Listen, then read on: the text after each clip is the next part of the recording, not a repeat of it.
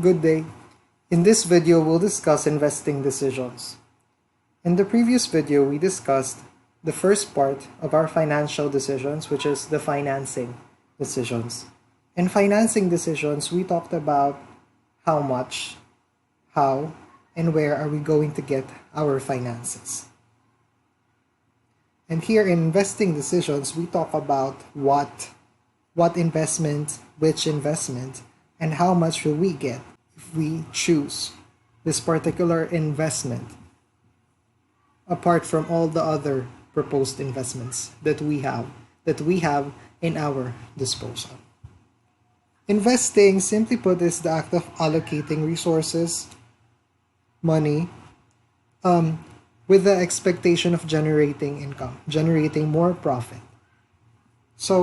But investing decisions are decisions that involve the acquisition of what or which assets and their possible impact to the business.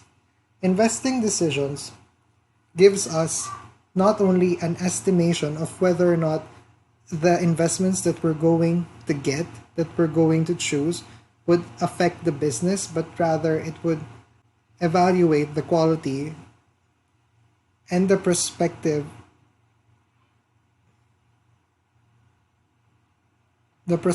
risk and return of each of the investment decisions that we are going to make as financial managers. Investments could be classified into two. It could be economic investments or financial investments. Financial investments, of course, is just using money to buy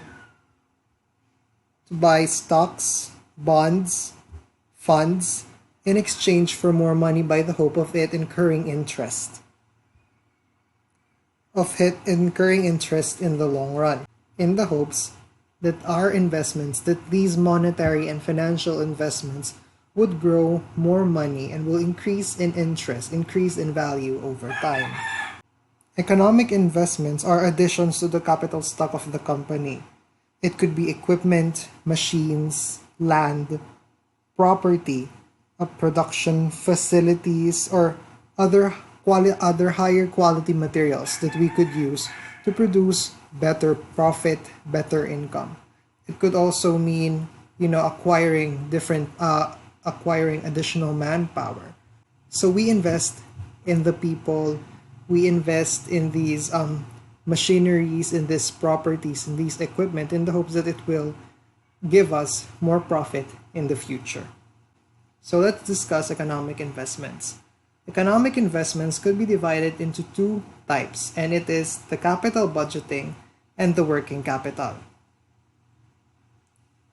Capital budgeting is investing on the long-term assets. These are your plants, your machineries, your equipment, your properties, things that you could not easily liquidate.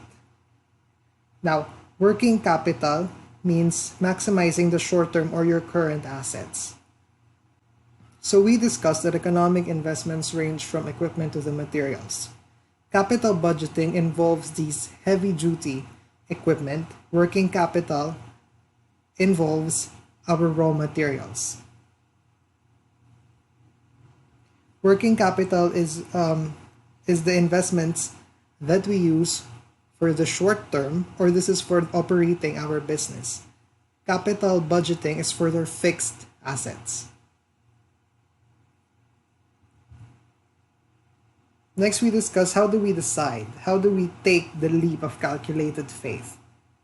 Number one, we do the projected cash flows, and number two is the rate of return. These are your two bases in choosing what investment should we go with. Projected cash flows and rate of return estimates the possible expenses that would stem from the investment and also the possible profit that we're going to gain from it. We compare each and every one of the results of these estimations with one another to come up with what is the well-informed investing decision. Which investment are we going to go for? We decide by having different by having different equations and different strategies, different techniques that would estimate the investment's profitability and the expenses that we have. But that is another matter of discussion. Next, let's discuss risks and rewards. Risk and rewards are the two sides of the investing coin. It could translate that low risk could mean low returns and high risk could go high returns.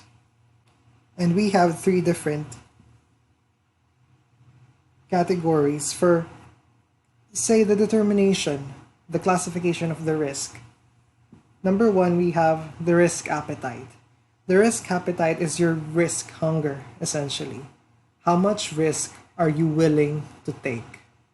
Risk tolerance isn't just your hunger. This risk tolerance considers how much can you tolerate. So how much risk appetite is how much you're willing. You could be willing to go for high risk and high returns. Risk tolerance says how much, just how much you can tolerate.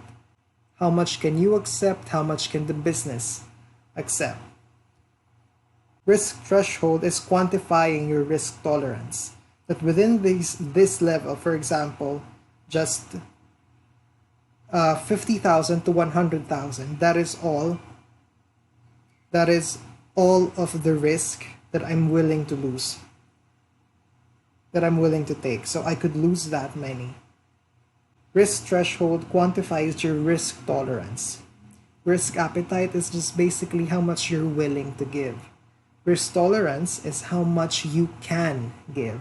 And risk threshold is quantified in numbers, a more, say, specific risk tolerance.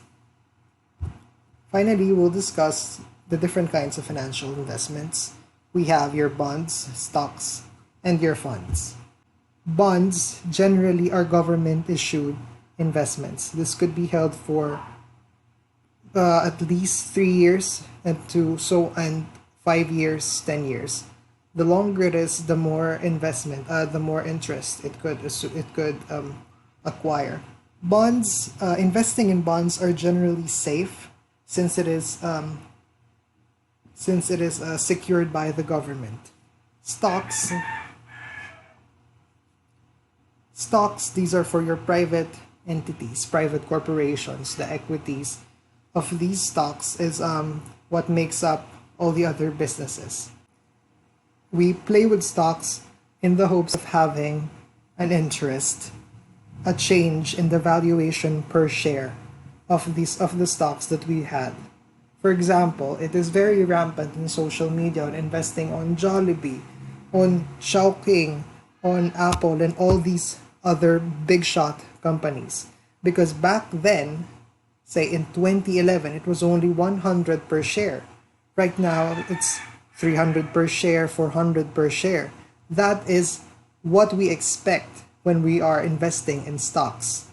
We expect it to go higher. So when we sell the stocks that we bought, if that is the option, we could sell it at a much higher rate than when we bought it. Or if we use, buy shares of the other companies, we could be shareholders and we could give and we could have dividends.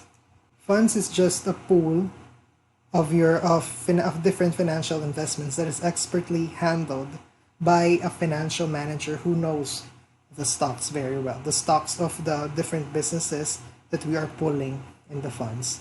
These are your mutual funds that you could get in the banks and all the other equities that you could get from insurance companies.